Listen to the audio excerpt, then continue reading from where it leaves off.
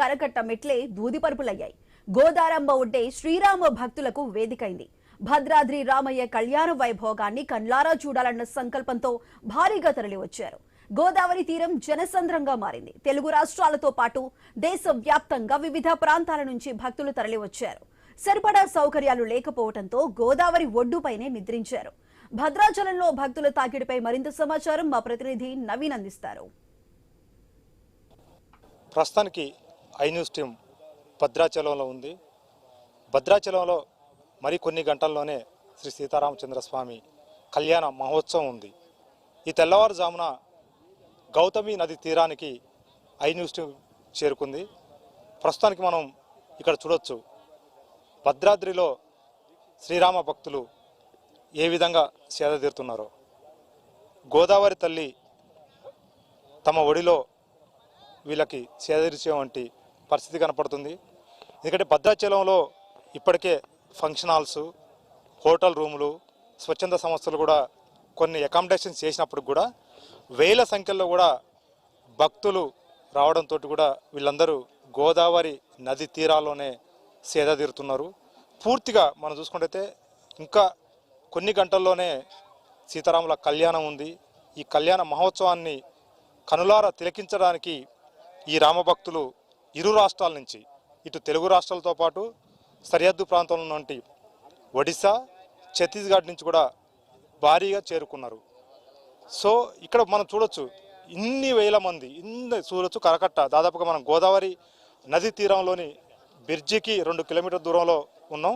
ఇటు 2 కిలోమీటర్ల దూరం అటువైపు చూసుకున్నట్టయితే ఇప్పుడు మన కెమెరా పర్సన్ చూపెడుతున్న విధంగా అటువైపు దాదాపుగా 2 కిలోమీటర్ల దూరం మీద కూడా రామభక్తులైతే ఈ విధంగా సేరదీరుతున్నారు. దాదాపుగా కరకట్టకి ఒక సైడే 4 కిలోమీటర్ల దూరంలో మొత్తం పొడుగున కూడా వీళ్ళందరూ అయితే సేదతీరుతున్నట్టు పరిస్థితి కనపడుతుంది. భారీగా కూడా, ఎందుకంటే ఇన్ని వేల మందికి భద్రాచలంలో అకామిడేషను ఖచ్చితంగా ఉండకపోవచ్చు. ఎందుకంటే ఇప్పటికే ఆలయానికి సంబంధించినటువంటి అధికారులు కానివ్వండి, ప్రభుత్వం చేసినటువంటి ఏర్పాట్లలో కొద్దిమేర కూడా, అంటే వచ్చినట్టు భక్తులు కొద్దిమేర మాత్రమే రూములు కానీ, ఫంక్షన్ హాల్లు కానీ, ఇతర కాటేజీలు కానీ ఇవన్నీ కూడా భక్తులకు ఇచ్చారు. కానీ వేల సంఖ్యలో కూడా రామభక్తులు వచ్చారు. ఒరిజినల్గా రామభక్తులు అని చెప్పుకోవచ్చు వీళ్ళందరూ కూడా. ఎందుకంటే ఆ రాముడు కళ్యాణం చూడడానికి పూర్తిగా ఒక రోజు ముందే, అంటే నిన్ననే ఏదైతే ఎదురుకొల్ల మహోత్సవం ఉందో ఎదురుకొల్ల మహోత్సవాన్ని తిలకించి నైటు ఇక్కడ పడుకున్నారు. ఇప్పుడు తెల్లవారు జామున అవుతుంది.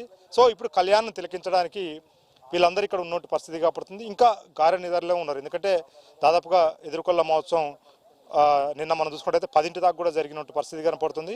ఇదంతా కూడా గౌతమి నది తీరం, అంటే గోదావరి అని చెప్పుకోవచ్చు. గోదావరి ఒడ్డుకి యువతల వైపు కరకట్ట దాదాపుగా 4 కిలోమీటర్ల దాకా ఉంది. 4 కిలోమీటర్ల మీద కూడా ఇట్లా భక్తులైతే నిద్రపోయినట్టు పరిస్థితి కనపడుతుంది. పూర్తి స్థాయిలో కూడా దీంట్లో చాలామంది ఉంటారు, డబ్బులు ఉన్నోళ్ళు ఉంటారు, లేనోళ్ళు ఉంటారు. కానీ ఎవరైనా సరే రామభక్తులే.